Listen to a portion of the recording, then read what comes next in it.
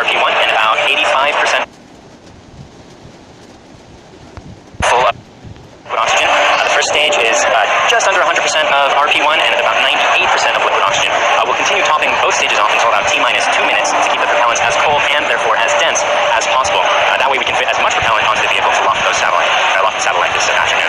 Around the T-minus 7 minute mark, we began our engine chill procedure. The propellants are much colder than the engines, and so it's important to get the engines to the correct temperature by slowly. That's the white structure right next to Falcon 9 there. Will open and slightly retract away from the rocket. They will fully recline as soon as Falcon 9 leaves the pad. At T-minus 3 minutes, we'll be forming an engine wiggle. That's double checking to because engine thrust depends on both chamber pressure and external atmospheric pressure, the engine thrust was slowly.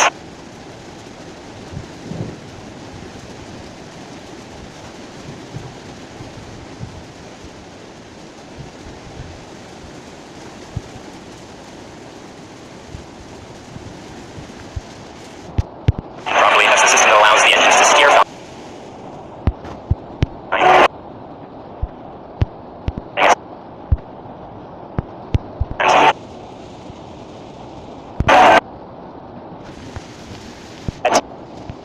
Minus 60.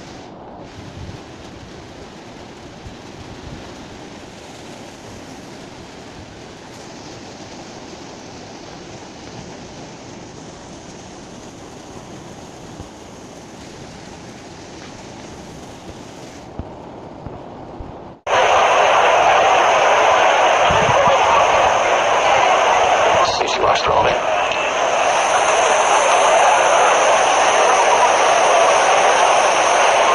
Issue.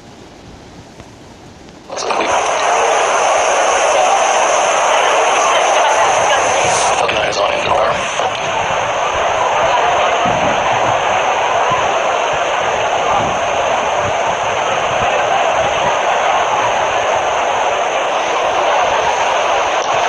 Gas goes out is right.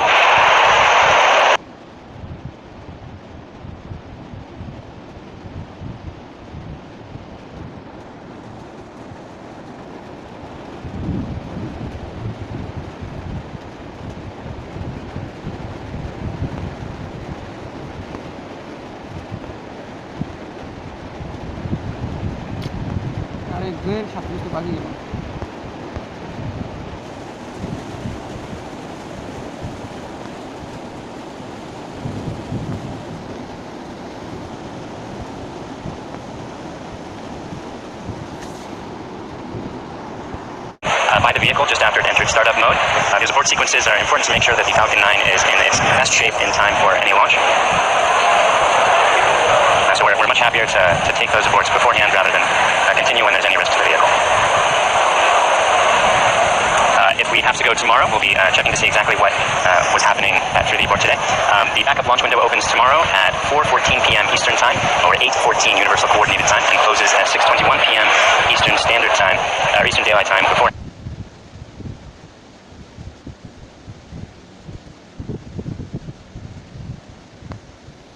Rather than continue when there's any risk to the vehicle.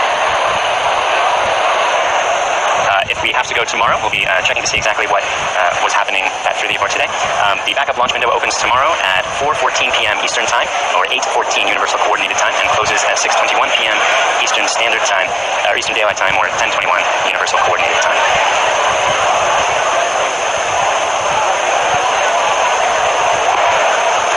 Hang on for a few more moments. We're waiting for official word from the Countdown Net, and we'll get back to you shortly.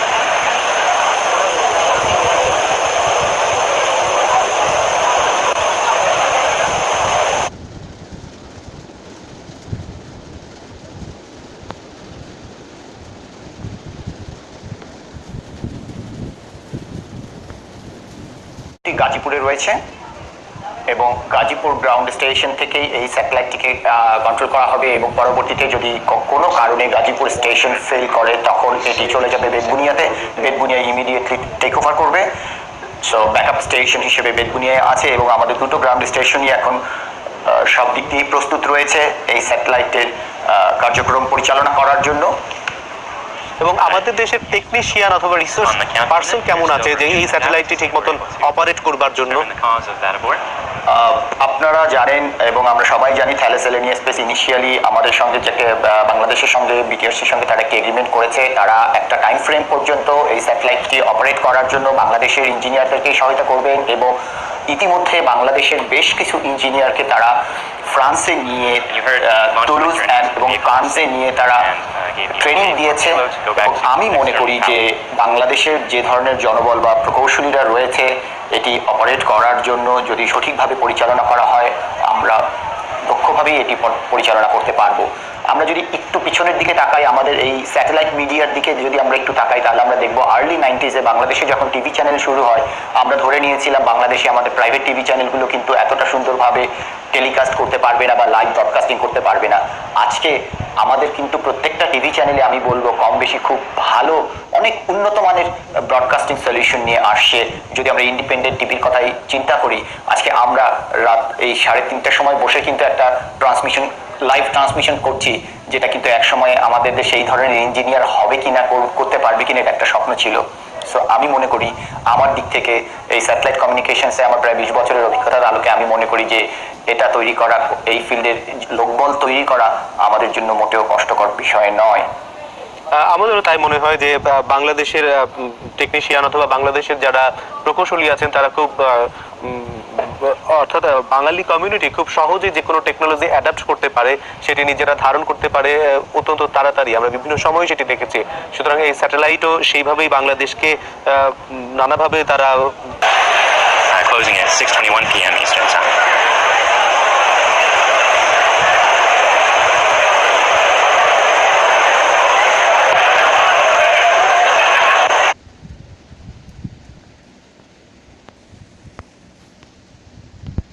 তার কাছ থেকে জানার চেষ্টা করব আসলে abort হয়েছে কেন বা কখন এটা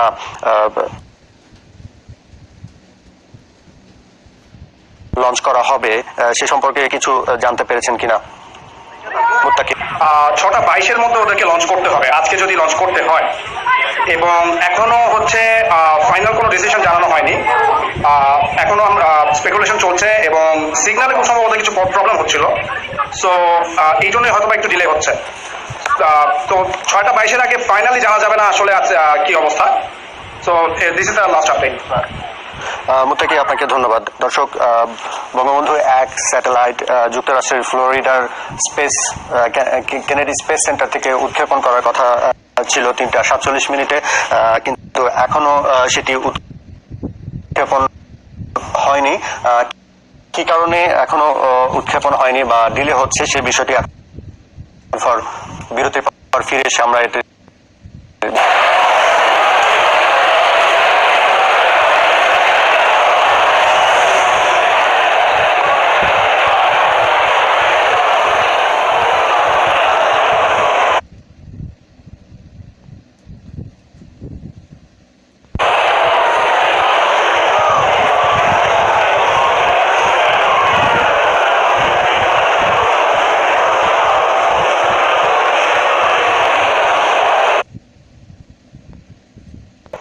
স্পেস এক্স এর ঘোষণা ছাড়া, আনুষ্ঠানিক ঘোষণা ছাড়া কেউ কিছু বলাটা ঠিক হবে না। তবে এখানকার যারা আছেন সাংবাদিকরা যারা লেখালেখি করেন এবং স্পেস এক্স এর যারা অফিসাররা এখানে আছেন তারা আমাদেরকে জানিয়েছেন যে ওয়েদার এবং সবকিছু মিলিয়ে 6:22 মধ্যেই ঘোষণাটি আসবে যে আজকে হবে কি হবে না। 6:22 মধ্যেই যদি না হয়, ফ্লোরিডার সময় 6:22, বাংলাদেশের সময় 4:22। জি, বাংলাদেশের স্থানীয় সময় হবে 4:22 আর হয়তো 22 মিনিট পর সম্ভবত সেই 22 মিনিট পর্যন্ত এখানে সবাই অপেক্ষা করছেন যে আসলে ঘোষণাটা কি আসবে। কিন্তু আমরা যেটা এখানে আপনিও হয়তো বা লাইভে দেখতে পাচ্ছেন, যেটা অনলাইনে দেখা যাচ্ছে, আপনিও সেটা হচ্ছে যে শাটলটি অথবা স্যাটেলাইট এবং রকেটটি চালু আছে এবং ধোঁয়া উঠছে। এটা আপনি হয়তো দেখছেন, যেটাতে কয়েক মিলিয়ন পাউন্ড ফুয়েল ভরা হয়েছে এবং অক্সিজেনও ভরা হয়েছে, বিভিন্ন জিনিস ভরা হয়েছে, একেবারেই প্রস্তুত ছিল। শেষ মুহূর্তে কি হলো সেটার জানার জন্য আমরা সবাই এখানে অপেক্ষা করছি। অনিমেষ, শাহেদ, আমরা কিন্তু দেখতে পাচ্ছি যে ফুয়েল সেখানে ভর্তি করা হয়েছে, তরল অক্সিজেন এবং আরপি কেরোসিন, সেটির কিন্তু জ্বালানিটি উদ্গীরণ হচ্ছে। আমরা প্রচন্ড ধোঁয়াও কিন্তু দেখতে পাচ্ছি একই সাথে। অর্থাৎ আমাদের মনে হচ্ছে যে উৎক্ষেপণ হতে পারে, সেই রকম একটি পরিবেশে কিন্তু দেখতে পাচ্ছি আমরা। জি, সেটি আমরাও আশা করছি। দেশের জনগণ, বাংলাদেশের জনগণের স্বপ্ন, সবার স্বপ্ন যে বঙ্গবন্ধু স্যাটেলাইট 1 উৎক্ষেপণ করা হবে সফলভাবে। সেই সফলতার দৃশ্য দেখার জন্য পুরো জাতি অপেক্ষা করছে। পুরো জাতি শুধু না, পৃথিবীর বিভিন্ন দেশ থেকে অনেকেই অপেক্ষা করছেন। কারণ আপনি জানেন যে ফ্যালকন 9 যে রকেট থেকে এটি দেওয়া হচ্ছে সেটি একেবারেই নতুন, এবং এটি হচ্ছে পুনরায় ইউজ করার মতো, যে এই রকেটটি 10 বার ইউজ করা হবে, সেটি এখানে ঘোষণা দেওয়া হয়েছে। সুতরাং এটির সফলতার উপর আসলে অনেক বৈজ্ঞানিক এবং অনেকের আগ্রহ আছে। আপনি শাহেদ সিদ্দিক, আপনি আমাদের সঙ্গেই থাকুন, আমরা পরবর্তীতে আবারও আপনার সঙ্গে যোগাযোগ করব। আমরা কথা বলছিলাম কাজী হাফিজ আল হাসানের সঙ্গে। সম্ভবত তিনি এখনো সংযুক্ত আছেন আমাদের সঙ্গে। হাফিজ আল হাসান, আপনি কি শুনতে পাচ্ছেন? জি অনিমেষ, আমি শুনতে পাচ্ছি। আমরা শাহেদ সিদ্দিকের কাছে শুনছিলাম সেখানকার অবস্থা, এবং আমরা ইউটিউব চ্যানেল স্পেস এক্সের ইউটিউব চ্যানেলেও এটির সরাসরি দেখতে পাচ্ছি। এবং বর্তমান যে অবস্থা সর্বশেষ আছে, এই অবস্থায় আপনার প্রতিক্রিয়া কি, আপনার মন্তব্য কি, আপনার বিশ্লেষণ কি? অনিমেষ, আমি একটি ঘোষণা শুনছি, আমি আপনার কাছে ফিরে আসছি 1 মিনিটে। Just give me a moment. Okay, আমরা সরাসরি দেখতে পাচ্ছি যে আমরা ফ্লোরিডার আকাশটি দেখতে পাচ্ছি, এবং সেখানে স্পেস এক্স এর যেই ফ্যালকন 9 এর ব্লক 5 রকেট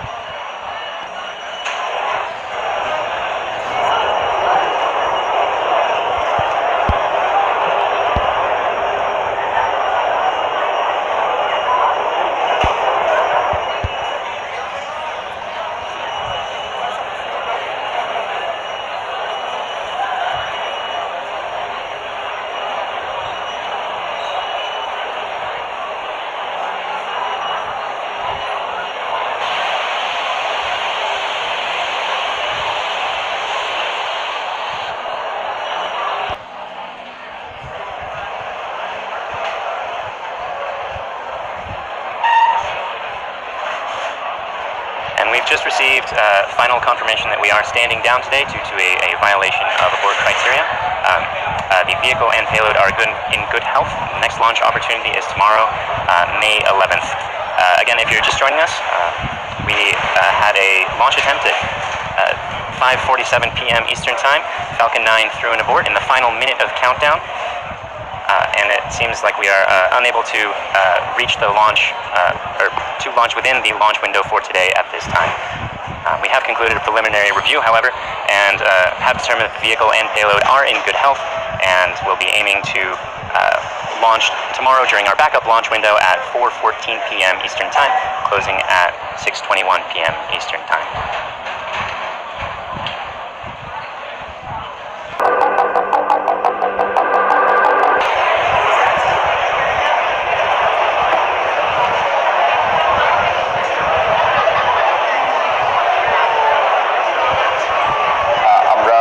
স্পেস এক্স থেকে জানতে পেরেছি এটা আজকের জন্য স্থগিত করা হয়েছে, এবং এটা কালকে আগামীকাল ইস্টার্ন টাইম 5:47 জন্য প্রাইমারিভাবে ধার্য হয়েছিল যেটি, এবং কি কি কারণে এই ট্রান্সমিশনটি স্থগিত করা হয়েছে সেটা আমরা আপনাদেরকে স্পেস এক্সের মাধ্যমে জেনে তাদের ফাইনাল সার্কুলেশনের পরেই আমরা আপনাদেরকে সার্কুলেট করব, যাতে কোনো বিভ্রান্তিকর তথ্য বা মিসলিডিং না হয় কোনো ইনফরমেশন।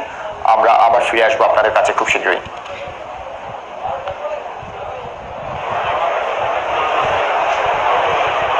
আমরা আনুষ্ঠানিকভাবে স্পেসএক্সের যে ঘোষণাটি শুনতে পেলাম সেটি হচ্ছে তারা বললেন যে আগামীকাল আসলে এটির উৎক্ষেপণের প্রক্রিয়াটি আবার শুরু হবে। আজকের জন্য তারা এই প্রক্রিয়াটি স্থগিত করেছে, তাদের সমস্ত প্রস্তুতি ছিল, এবং এই বিষয়টি কিন্তু একেবারেই নতুন নয়। এর আগেও আমরা বিভিন্ন স্যাটেলাইট উৎক্ষেপণের সময় just joining us, we had an abort at the very final stages of countdown within 1 minute for a launch time of 5:47 p.m. Eastern Time. Falcon 9 threw the abort, and they're part of the standard process. We're still continuing to look at the data to conclude even if it was a ground problem or a vehicle problem, because at T-minus 1 minute, the flight computers go into startup mode. The process of understanding that abort is a little more difficult than at other times in the countdown. So we're reviewing those telemetry logs to make sure that we're understanding it. There is still a chance that we can make it work for today's window, and we're currently exploring if that's a possibility.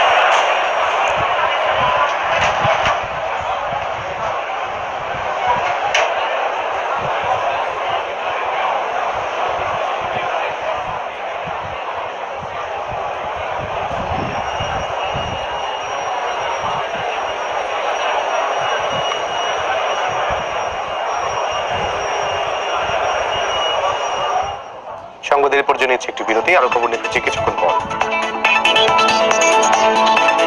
Rocket, each stage having its own engines and its own propellants.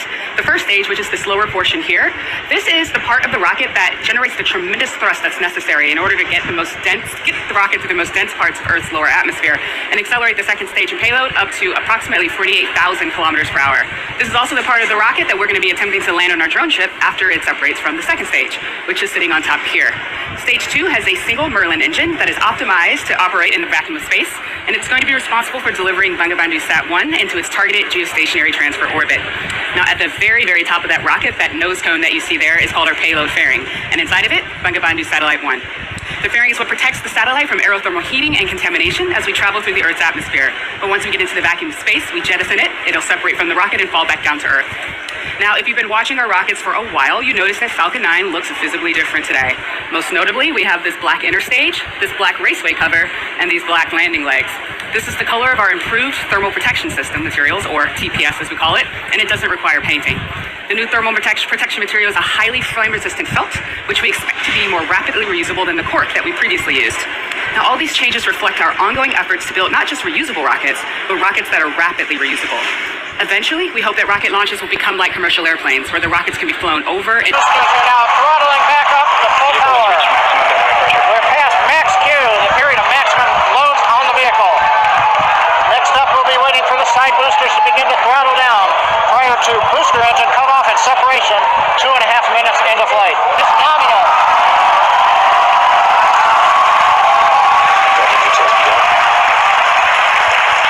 Side boosters have begun to throttle down in preparation for the upcoming shutdown in 20 seconds.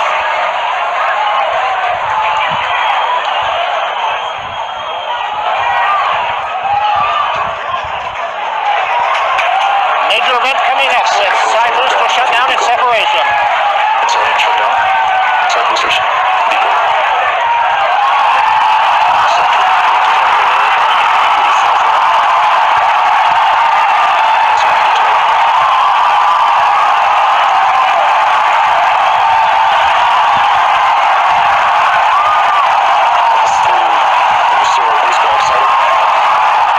যোগাযোগ satellite, যা ঘুরবে পৃথিবী থেকে 36,000 kilometre দূরের কক্ষপথে। জাতিসংঘের গত বছরের আগস্ট মাসের তথ্য অনুযায়ী 4,635টি স্যাটেলাইট রয়েছে পৃথিবীর কক্ষপথে। এর মধ্যে 1,738টি স্যাটেলাইট কার্যকর রয়েছে, বাকি সবগুলোই অকেজো বা ধ্বংসাবশেষ। সব শেষ হিসেব অনুযায়ী সক্রিয় স্যাটেলাইটের 788টি বাণিজ্যিকভাবে, 461টি সরকারি কাজে, 360টি সামরিক প্রয়োজনে এবং 129টি বেসামরিক কাজে ব্যবহৃত হচ্ছে। আর সবচেয়ে বেশি 803টির মালিক যুক্তরাষ্ট্র। দ্বিতীয় অবস্থানে থাকা চীনের রয়েছে 204টি, এরপর রাশিয়ার আছে 142টি স্যাটেলাইট। দেওয়ান জামিলুর রহমান, ইন্ডিপেন্ডেন্ট নিউজ। শেষ মুহূর্তে উৎক্ষেপণের স্থগিতের কারণ কি?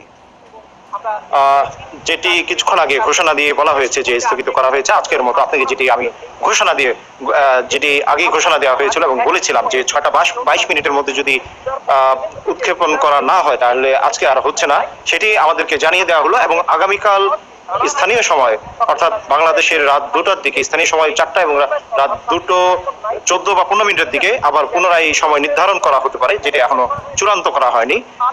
আপনি যেটি দেখতে পাচ্ছেন যে এই ঘোষণার পর সেই কাউন্টডাউনের বোর্ডটি এখনো আছে, সেভাবেই আছে যেভাবে ছিল 15 মিনিট আপনি কিছুক্ষণ আগে দেখিয়েছিলেন।